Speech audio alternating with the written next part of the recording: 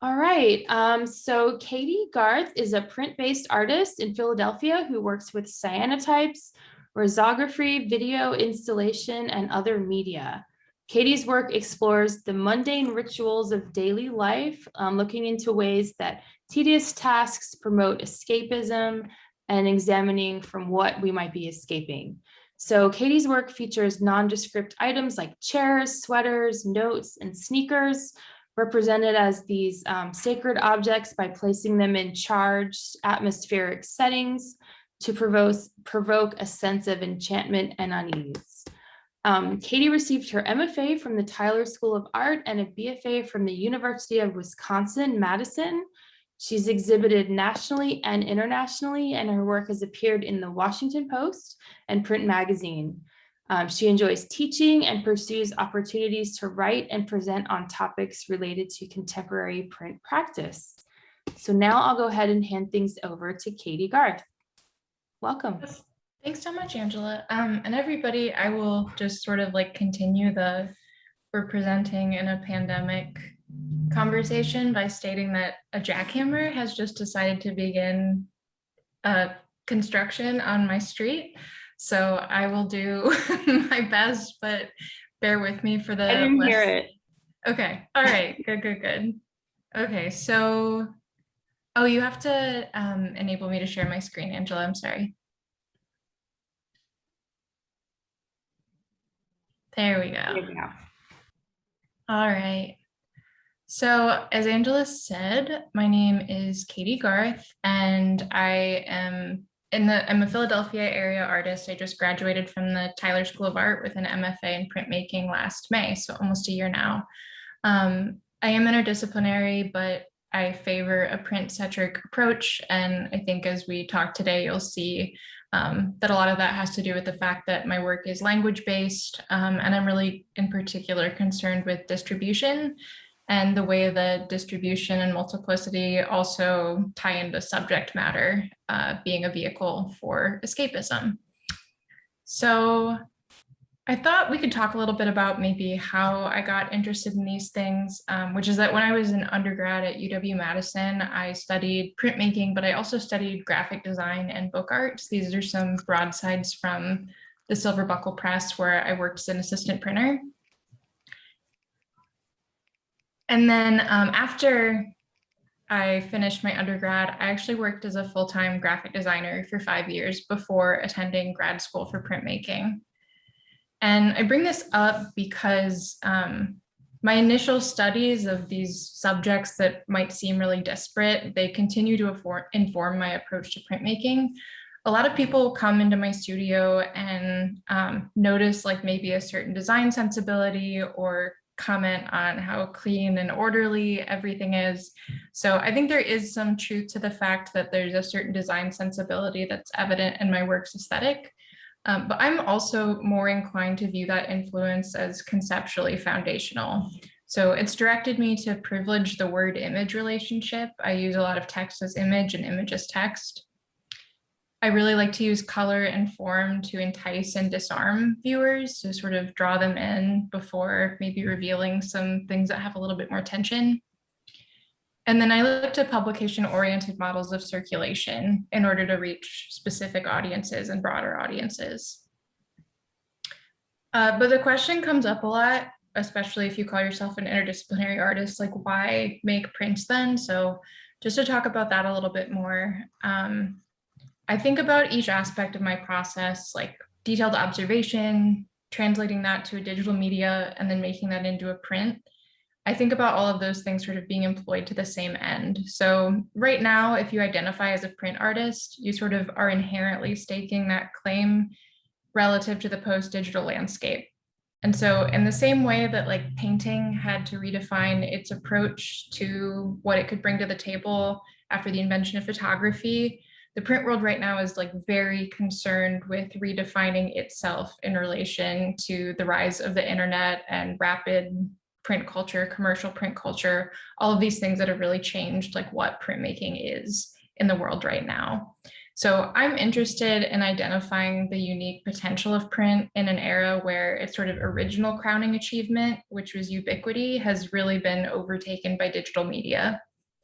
So obviously certain things are going to be ceded to digital media, but I'm also interested in poking holes in those promises to see where print does things better.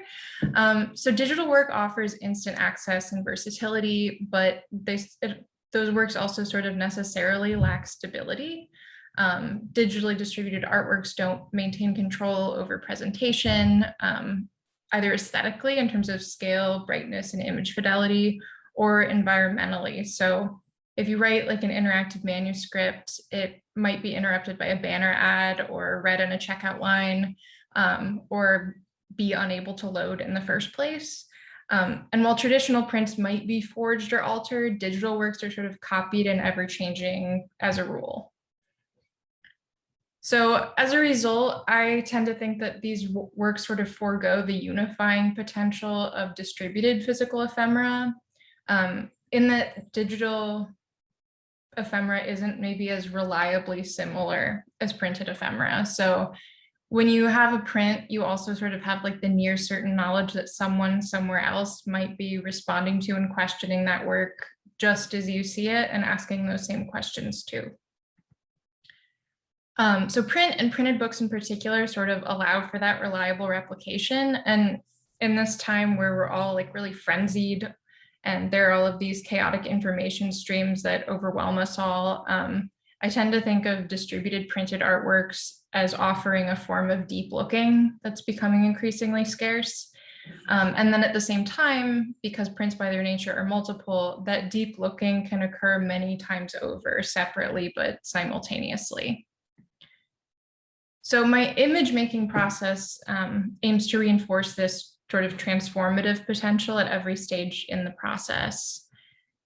Initially, my drawings require like the same type of slow looking that I eventually ask of my audience. And you'll see in this image here, this is drawn on my iPad using Procreate.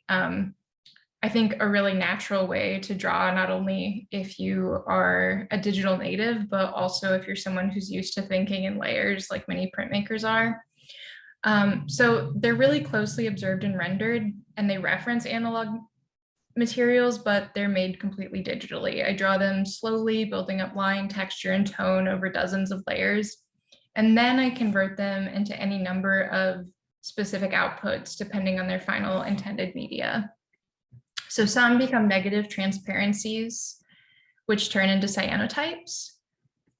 And just to explain what a cyanotype is, it's an alternative photographic process that is most commonly associated with blueprints, or the light blue sun prints that you might have made with twigs and leaves at camp as a child. And I use it more like a straightforward photographic process in that I have an image negative. Before exposing the image, the paper is coated with a photosensitive chemical. And then after exposure, it's then fixed with water. So every cyanotype image I make goes through this process where it's interacting with light and water, these really basic elemental forms of matter, to become more permanent. And some of these images, if we sort of think back to that original drawing, some of those become prints on fabric, just in the same way that some become cyanotypes.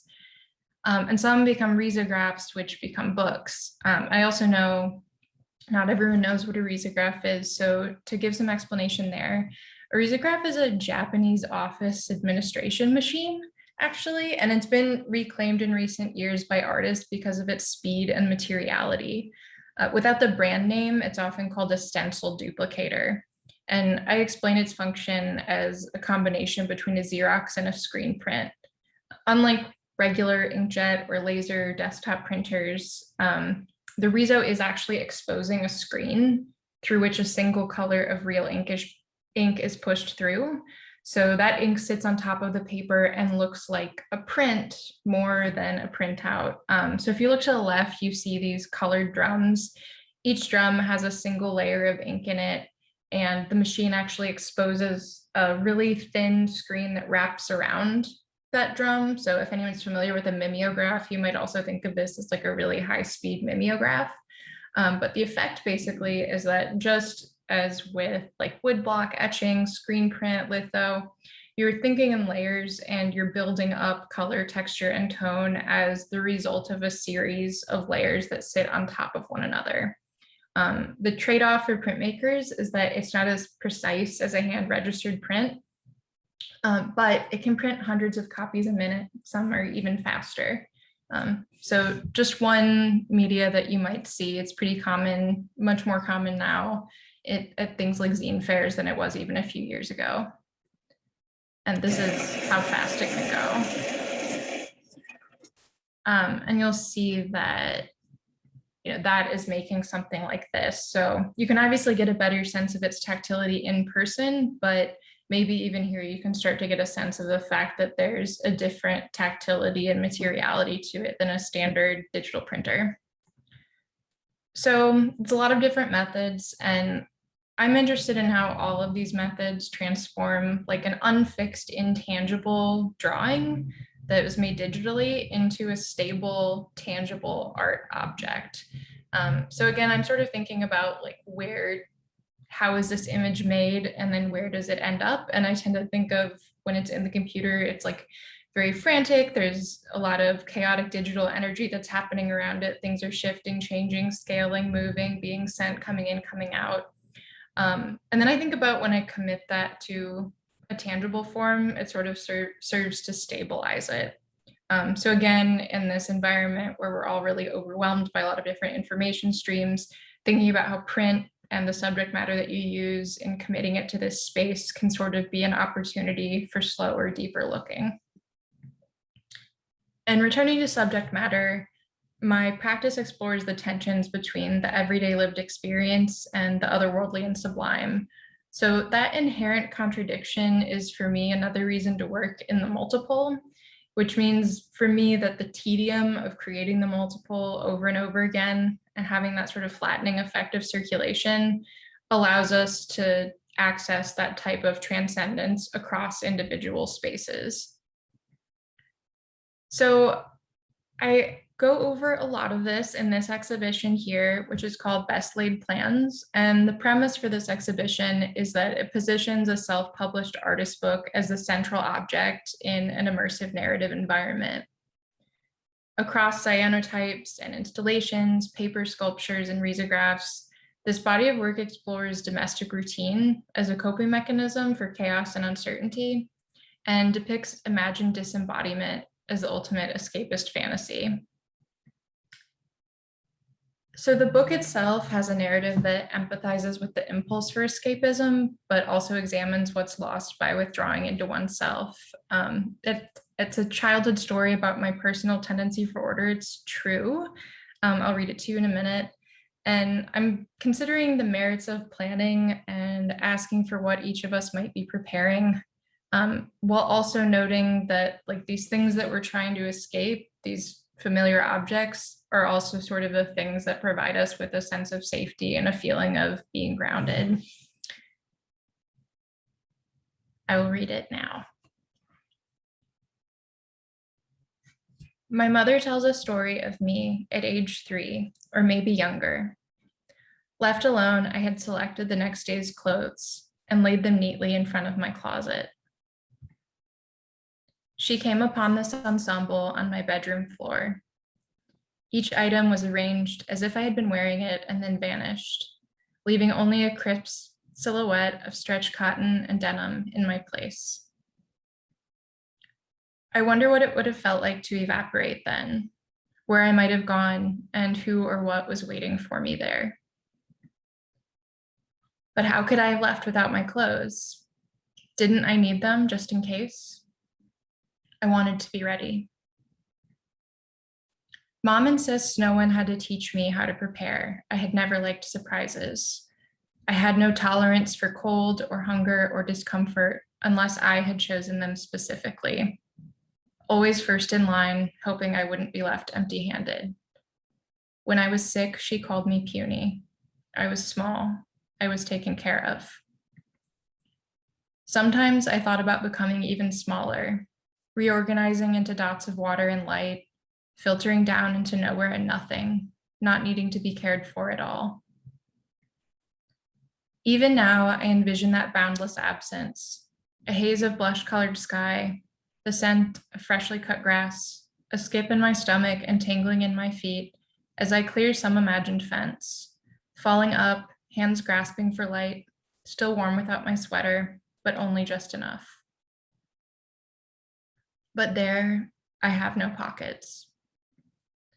Nothing to hold George's leash or Andy's medicine, no place to keep a spare hard candy, the coffee-flavored kind that remind me of Tracy.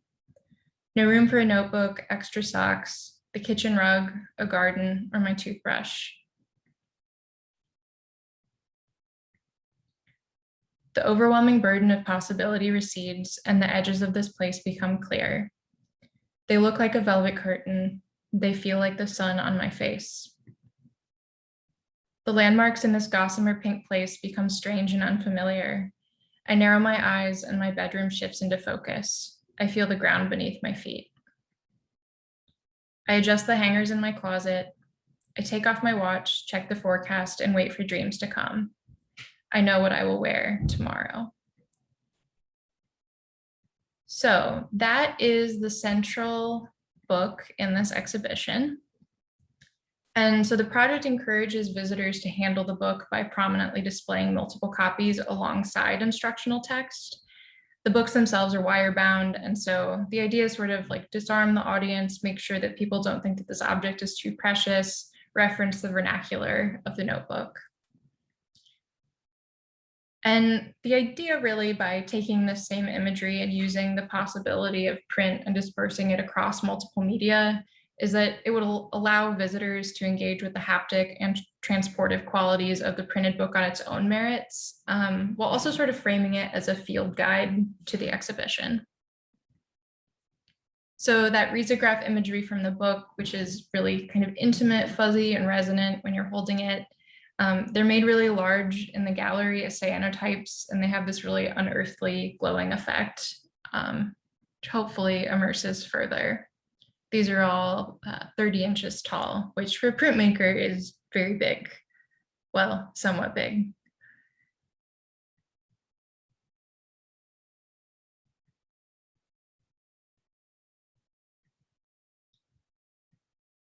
And then the ability to sort of, again, disperse this first digital imagery across multiple media also offers other possibilities. So this static drawn environment from the book can be animated and projected at a large scale to create a further sense of atmosphere. And then I can take this ephemera that's depicted in the narrative and manifest it as a tangible printed form. So this, as it is displayed, actually has poppy seeds in it. Again, digital print, playing with color, shape, and light. What is that space between image and object? This piece is comprised of a chair. The windows are risograph prints adhered to the wall. And then the curtains are digitally printed fabric. So some of that dimension you see is drawn and some is real, the same as with the pillow. And this incorporates the central text through the sound of my voice, the idea being that it's part reading room, part resting place, part installation. And again, I'm sort of encouraging the audience to see the shared world with renewed curiosity. So taking these familiar objects from the narrative, but also familiar from daily life, and placing them in these environments that suggest that they're a little bit more special. This is another recent artist's book, which is called Ritual.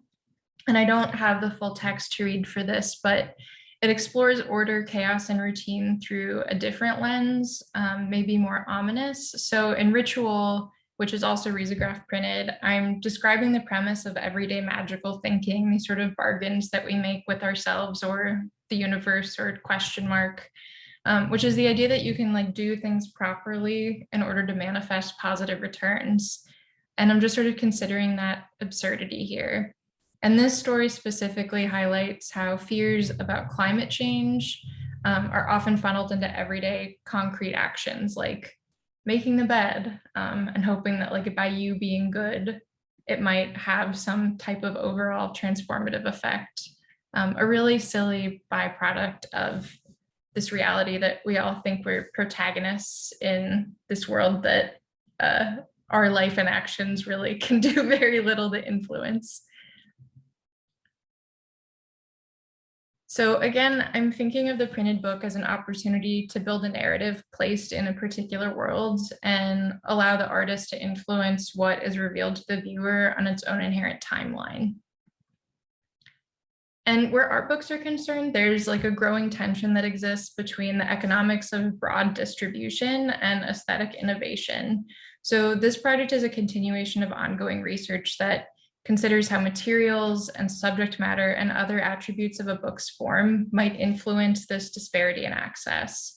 For any of you who have studied artist books, you might know that even if you were able to be in an art university or a university that had a really great art library, you can often only interact with materials like this by visiting a special collections library and going through sort of a series of rituals that involve making an appointment and hand washing and wearing gloves and getting permission to hold and look at things with supervision.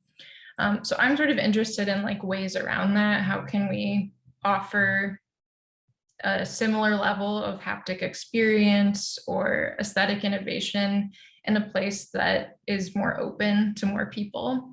And so I'm thinking about providing an open narrative and like an enticing environment with a relaxed approach to materials and how that might engage people that would otherwise be intimidated by artistic book forms and institutional archives and even contemporary art more broadly. And I'm similarly interested in engaging those audiences through other means, like I said before, including enticing color, but also references to everyday materials such as Post-it notes. This is a series of silk hand-dyed handkerchiefs I made that are silk screen dyed on top, and just sort of referencing that everyday vernacular, that small ritual of the ephemeral to-do list, Post-it note reminder to yourself. And receipts come up here too. These are, I still haven't finished these, but they are digital prints that are, I think, like 4 feet long, and they'll be scarves when I finish the edges. And so in this way, I'm thinking about language and how it's a backbone of the work, even in non-narrative forms. As I said before, I really like image as text and text as image. Recently, I had the opportunity to engage with different audiences through an especially unexpected form. I had a virtual gallery show at Mocha Kittengale, and this is a museum that exists only in the world of the video game Animal Crossing. So for those who aren't familiar, Animal Crossing allows us to experience like a particularly cute version of our world in which users build houses and create communities with talking animals, and virtually visit their real life friends. And the game was released last March, the newest version, and it became a place where people, even people who don't usually enjoy video games, like, to be honest, me, could like socialize with their friends during quarantine. So I called this show Hide and Seek. And as with my other real world exhibition, the project was sort of another way of exploring disembodiment as escapism. But I was interested in how physical and material baggage are really prominent even in these forms of play that propose an alternative to the inhabited worlds. So time in this supposed utopia is still largely spent performing mundane tasks. And I think there's a very interesting tension between our desire to go somewhere else and then our tendency to want to make that place look exactly like the place we're trying to leave. So this was cool and interesting because the International Print Center picked it up when I was in their new print show, and they were very excited to show it. I think in part because some of the pieces that were in the new print show were rendered exactly the same way in Animal Crossing. Also, this was like definitely the time of pandemic when like we were just not leaving home. Like everyone was in Little House on the Prairie mode and had their sourdough starters and all that stuff. But for me, the thing that was really exciting about this was that friends and family that had never before been comfortable talking with me about my art felt really comfortable talking about this. So this is a text message from my brother, who has really otherwise like never engaged that deeply with the work I'm doing. So I'm very supportive, though. I don't mean to say he's not, but different things maybe feel comfortable to people who don't think of themselves as being positioned within the art world or having that type of background. My most recent series is called Public Language, and this is a time-lapse video of when I was working on Best Laid Plans. I became really enamored with the possibilities that revealed themselves as I used vinyl wall text for the first time. So again, like image was text, text was image, and everything was able to be produced in multiple. And the potential scale and the familiarity of the material, they like sort of allowed me to speak really directly, yet still in like a distanced way that those of us who are printmakers are often used to sort of like having this translation that happens, while also still, in this case, feeling really direct. And it doesn't really have like the logistical or conceptual baggage of a mural, which was also appealing. So again, my work is really interested in the strangeness of everyday circumstances, but this happened in late February of 2020. So it was like about this time that the world itself just like inherently and universally became acknowledged as extremely strange. So when this started to happen, I turned again to redundancy and minutia, but in a different way. I collected language fragments that had become ubiquitous in the news. And I surreptitiously applied these fragments across empty commercial shop windows throughout my neighborhood in Center City. And the idea is that by taking these fragments and rendering them in my own handwriting, but making them really large and plain, that it might ask people to consider how this really institutional language that was everywhere around them might have interrupted even their own personal correspondence.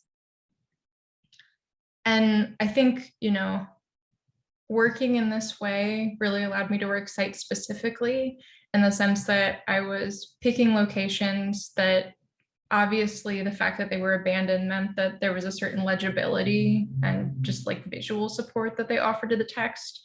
But I also think that it offers a really stark juxtaposition between what this language is supposedly speaking about, the type of reassurance that it postures itself as potentially offering, and then like the really stark circumstances that are the reality that it's speaking to.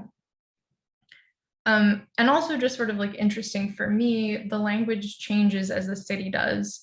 So I placed these texts in June and now only one remains. One was down within a half hour of going up. The one displayed here was up until like a month ago, and now there's just one left. So it's interesting to see that sort of evolution happen too. And because the remaining installation exists in my neighborhood, I get to see how other people interact with it almost daily. Like I always sort of make an excuse to walk the dog by this neighborhood. So it's also been really fun to track this installation on places like Instagram. I look at the local business geotags and see if people are taking pictures next to this. And I do think this is a particularly funny sort of manifestation, this way that public art sort of can always be repurposed for this like stage setting. And there's just something kind of eerie and also exciting and interesting about the way that people who are in this situation, there's actually like in the back, the sound background in this video has ambulances going for like 10 straight minutes. So there's just something like really bizarre about how that collapses all of these sort of ongoing circumstances of like daily life, things are normal, and yet like all of these other really intense and cosmic and systematic things are all happening around us all at once. So I think this is just like a really interesting microcosm of that. And this is a screenshot from the Philly Inquirer last month. So showing up in a story just about COVID as well. And so to like tie it back to something I was talking about before, like books, this circulates. And like books, it prompts interaction. And I just want to continue that discussion of circulation in books by returning to the beginning of our conversation, in which I mentioned a job I held as an undergraduate student where I worked as a letterpress printing assistant. I was in my 4th year of undergrad when I started this job, and it was really only then that I started to understand the mission of a university and the potential of an intentional and creative life. And it opened up a world of possibilities to me, in part because its director, Tracy Hahn, encouraged me not to limit myself. So when I graduated with my MFA last year, nearly a decade later, it was really amazing to be able to collaborate with Tracy in a project I'll describe called the Quarantine Public Library. And just in terms of my practice and emerging from school as like an undergraduate and postgraduate artist, I came to realize personally how important collaboration and external accountability were to my practice, that working with someone else or being responsible to someone else's expectations, that keeps the emphasis on producing work, and it keeps me out of my own way. It sort of makes me less likely to be sidelined by self-criticism or a lack of motivation. So this is how Quarantine Public Library came to be. Tracy had long before mentioned the possibility of a group show, potentially even one online, that invited a myriad of artists to respond to this extremely simple book format, which is the 1-page artist book, sometimes called a one-sheet zine, 1-sheet 8-page zine.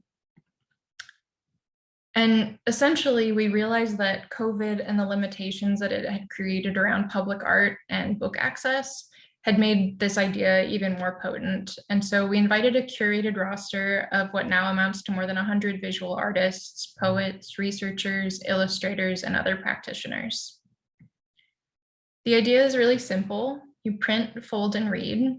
Our site supports a variety in content distilled to this one particular form, basically to keep things easy. And again, to go back to that idea of inviting people in who might otherwise be intimidated.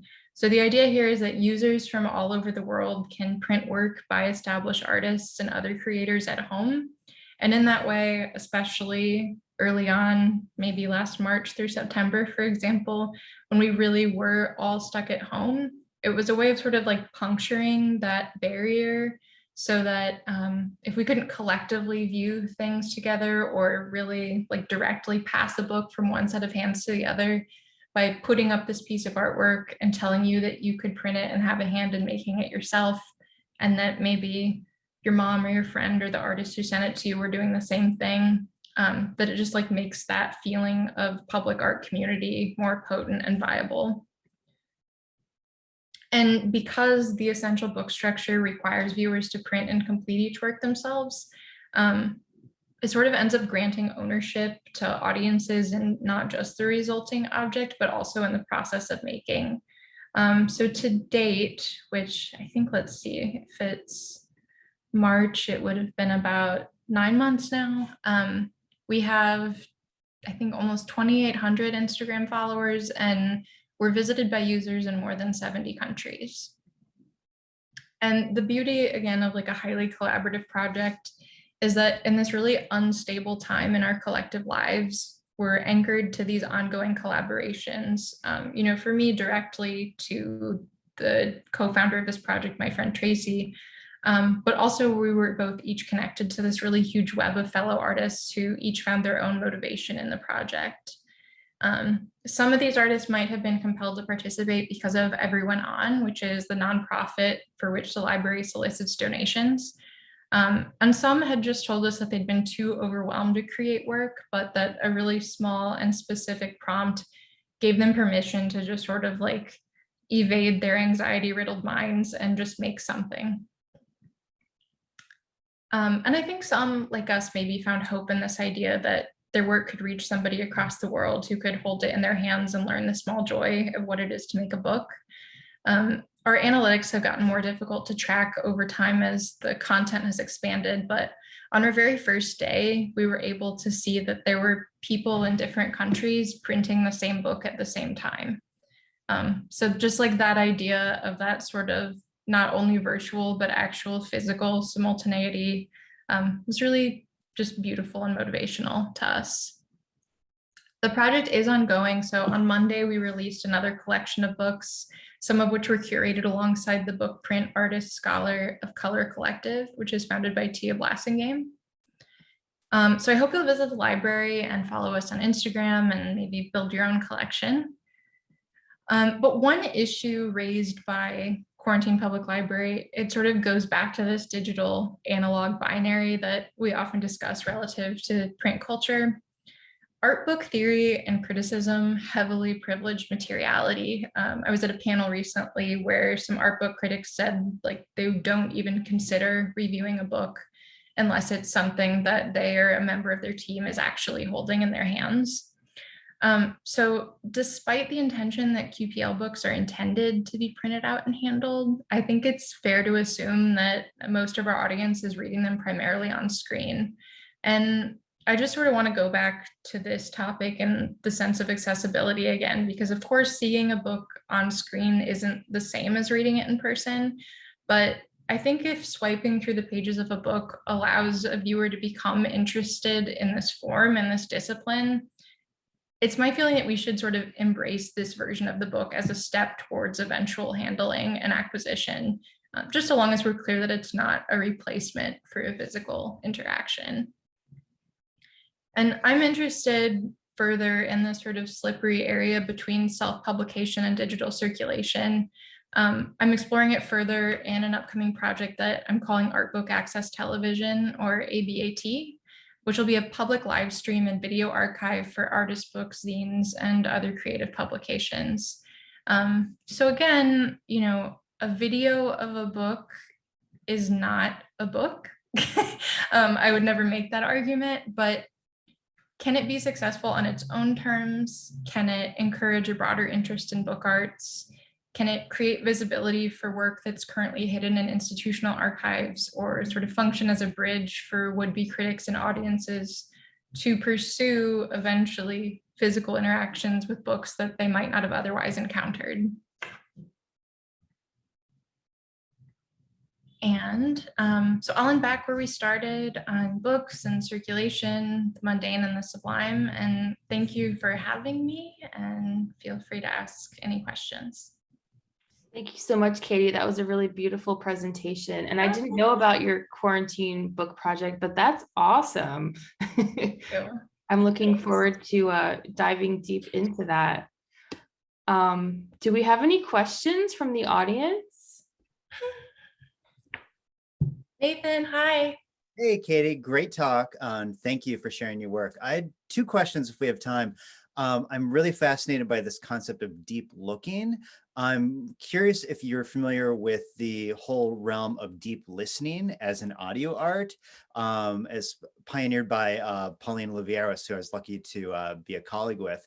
And that was, and I'm so, okay, so if you're not familiar, it might be something that be interesting to look into. But what's interesting, Pauline Oliveros basically was one of the people that created experimental electronic music. And I'm just wondering, in the realm of music, she was so open to new technologies. She would write it on an accordion and run it through loops and early tape technologies. And do you view it being a problem amongst the traditional book artists as being a little less hands-on with technologies, and as a little technology adverse to 21st century technologies? Like, do you, I'd love to hear more about deep looking, and then wondering about how technology fits in with like the future of book arts. Oh boy, I will do my best. So in terms of the second question, this idea about technology and book arts, I am not so sure that it's like a recalcitrance against technology or a reticence to learn it, so much as I think that it's just different priorities. So my feeling is that traditional book artists are particularly engaged with ideas around materiality, you know, like coming out of Ed Ruscha's photo books and then going more towards a book art sensibility, like what I learned at UW. There's really this engagement with the book as a physical object, and obviously like how you can use different materials and different concepts and different structures to question the idea of what a book is.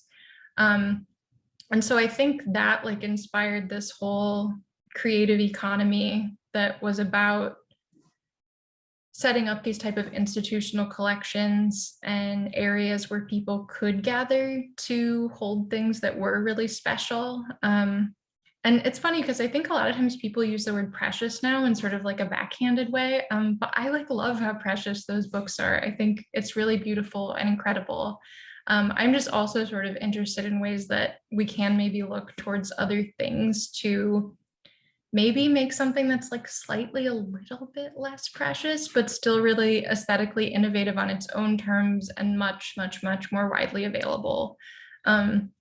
And my sort of thought, this is like pure speculation, but my feeling is that book objects are sort of changing their positionality, and the fact that like I don't think reference books are really probably going to be so much of a thing as much as they have historically been. I think like you see this even with textbooks now, where the minute that you print a chemistry textbook, it's like out of date, and there are just much better ways of gathering reliable information in other places for things like that. So I'm interested in that because I think it opens up book objects to being more about pure expression, more about personal accounts, more about things that are stable in that they are the pure expression of a particular person in a particular moment, and the record of that doesn't need to change over time. And then what was your other question? That's probably good. We can talk another time. Yeah. No, but yeah, it's all really interesting stuff. The whole deep looking was very kind of a spark something. So let's talk another time. Yeah, awesome. Thank you for your question. We have another question from Austin. Going back to your image-based works, the way that you completely decontextualize objects, give them that aura and sense of significance is so great.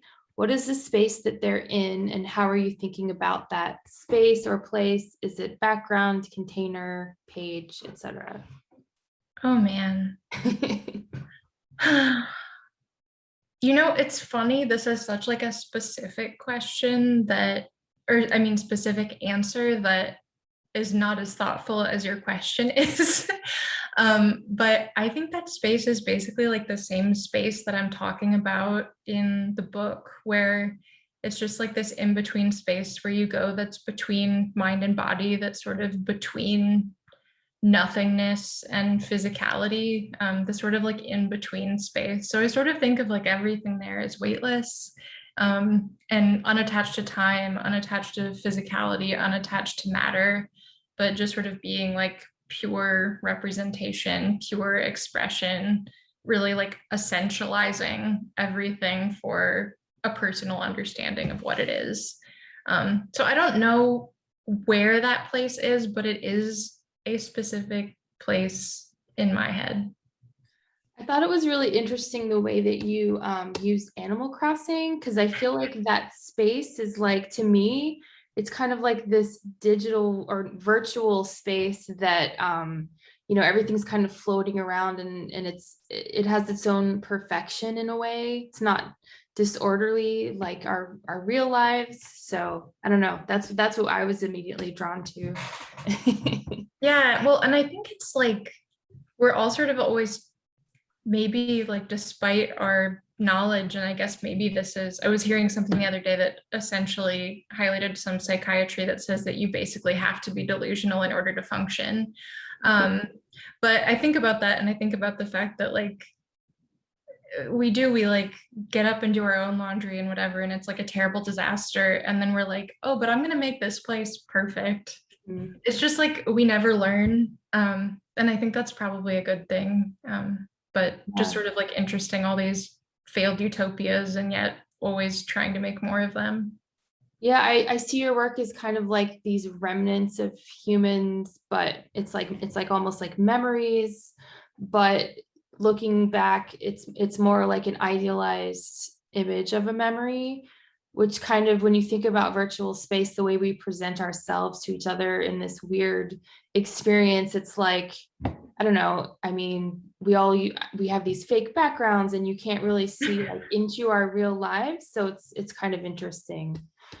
We have a comment here from Kevin. What's cool about Animal Crossing is that the establishment, museums, almost has an intimidating stigma, whether warranted or not, which is eliminated by digital exhibition. Totally.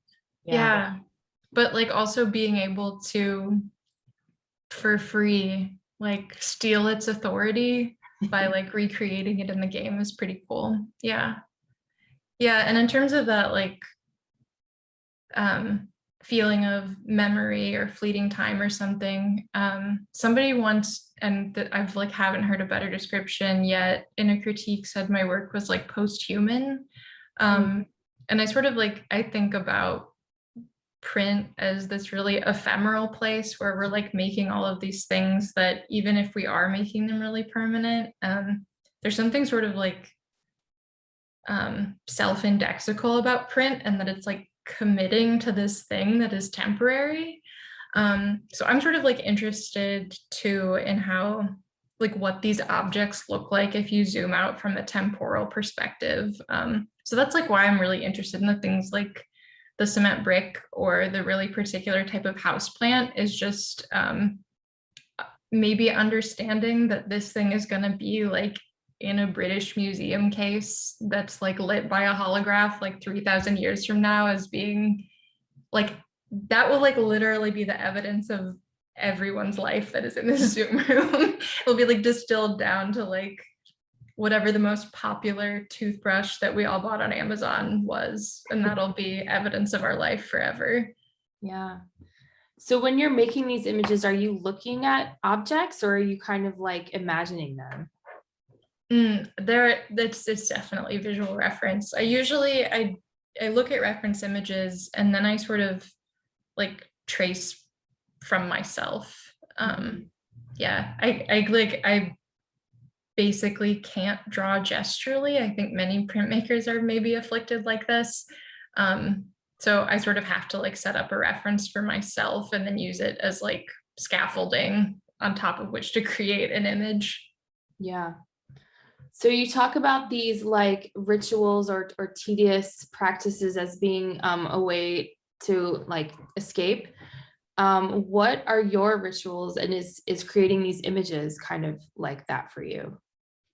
Yeah, absolutely. I think like maybe another way to think about it that isn't so specific to me or this, but is just like a flow state. I think a lot of us are like familiar with what it's like to be in that place where time becomes fluid, and you're sort of able to access this internal wisdom and sort of understanding of yourself that isn't so hypersensitive and vigilant against what's happening on the exterior.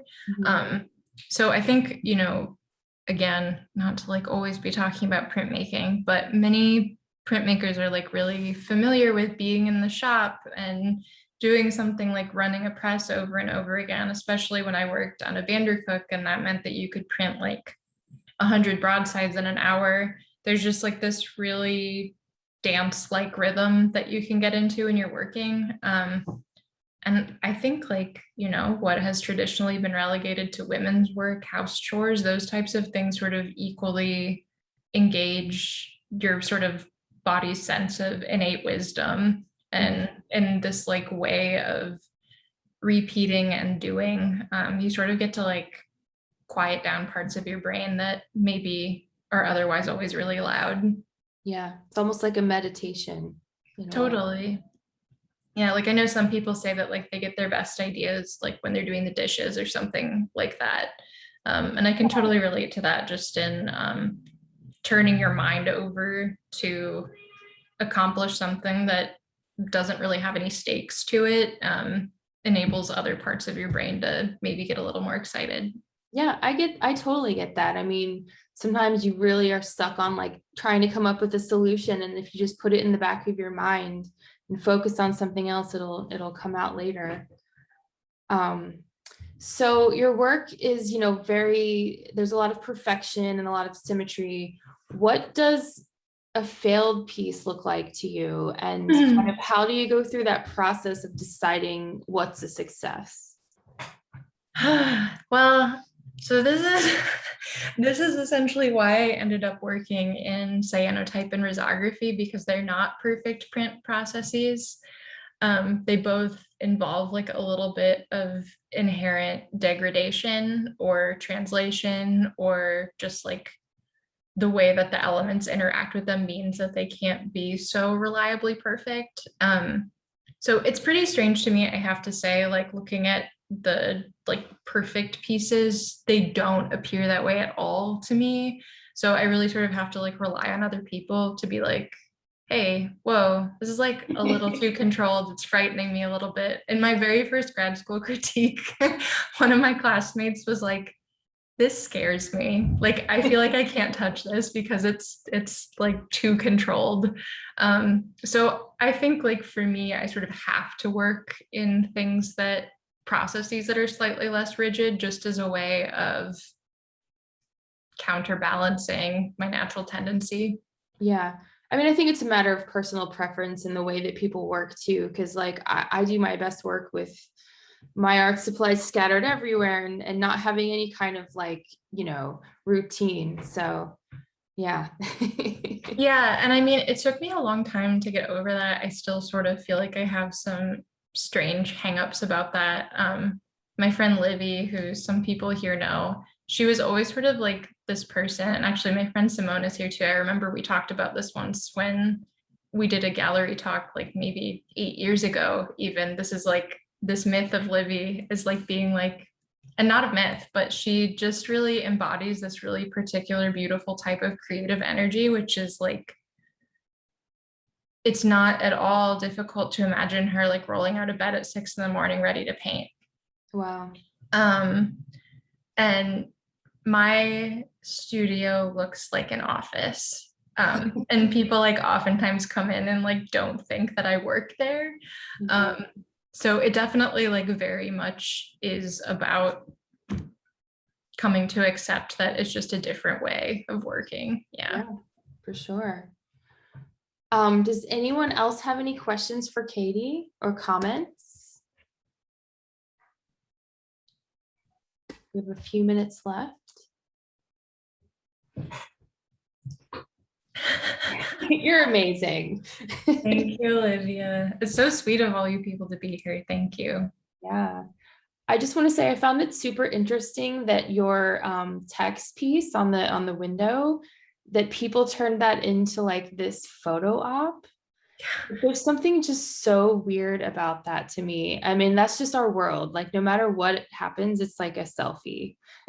Yeah. And I think it's also just really funny too, I think, because like maybe it's just recently being in grad school too, but I sort of like immediately looked at that with a particular type of cynicism or like exhaustion. But then again, like when I sent that video to my mom and dad, and my dad was like, that is just so cool that people like your work so much that they want to take a picture with it. It's cool. So, it's just a weird world. I don't know. Constantly reminded by it. I agree. We have 2 more questions and then we'll probably be out of time. The first one from Simone, can you say more about ABAT if you want to? What is ABAT? So ABAT is that art book access television project I was talking about at the end. I'm really just like, it's going to be on Instagram is all I know. I thought about doing it on Twitch or something like that, but I think like I'm sort of again trying to meet people who wouldn't go out of their way to look for artist books, like, and just push them in front of them still. So as it like exists in my brain, maybe once a week, maybe twice a week at like 9 p.m, you'll get a little alert on your phone that says ABAT is live. And then there will be some like waiting room music, and then the call chime will come on. This is actually real music that is being created right now. There will be a channel tone for ABAT. And then I'll just literally page you through a book. The idea is for it to be really quiet, for it to feel like a remove, for it to feel like an opportunity for everything to be still. Like, I don't know if anyone else can relate to this, but I like can't take TikTok because I'm like, I just need one screen where things will like, where can I go that things are still?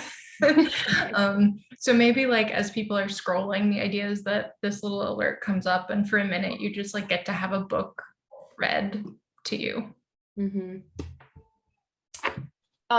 Jasmine has a question. Jasmine, do you want to ask this question? I can also ask it, but Oh, sure. I'm always wondering, like, I love the talk. It was great to hear you speak about your work, Katie. It's such a treat. I just have a question about public access online. Like, it's something I'm very curious about when everything is kind of directed to people through their channels, through, like, kind of echo. Oh my gosh, I'm sorry. I'm not being very eloquent, but echo chambers online kind of happen through algorithms. Like, how have you are you thinking about that with how to disseminate this content? Oh gosh, sorry, I'm just not saying this very clearly. No, I get exactly what you're saying. Like, how do I make it so that it's not just like the same people that are already seeing it? Yeah, like, is public access and public space actually, like, is that possible online? I think it's possible. I don't think it's really happening right now. We did at the beginning of the project, we actually did like a sort of old-fashioned press release, and that we just like looked up media contacts and sent them out, not because we were like particularly like, I mean, it was super fun to have news stories published about us, but also just because that was like the way that people who didn't know us were going to find out about it.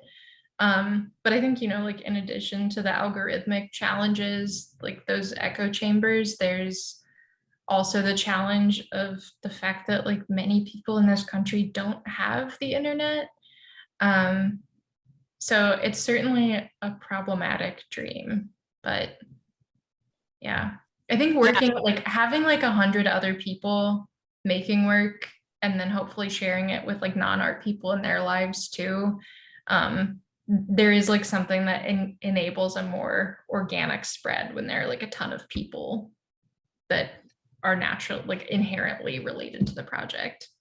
Oh, absolutely. It's something that I think is such a beautiful idea, and I'm just really interested in like seeing people pursue, you know, public space online. So I can't wait to see how that develops. Thank you. well, thank you so much everyone for coming, and thank you, Katie, for being here and sharing your work with us. It was really awesome and inspiring.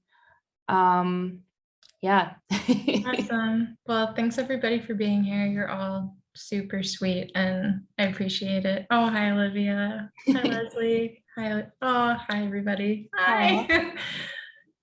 All right. All right. Have a good night, everyone.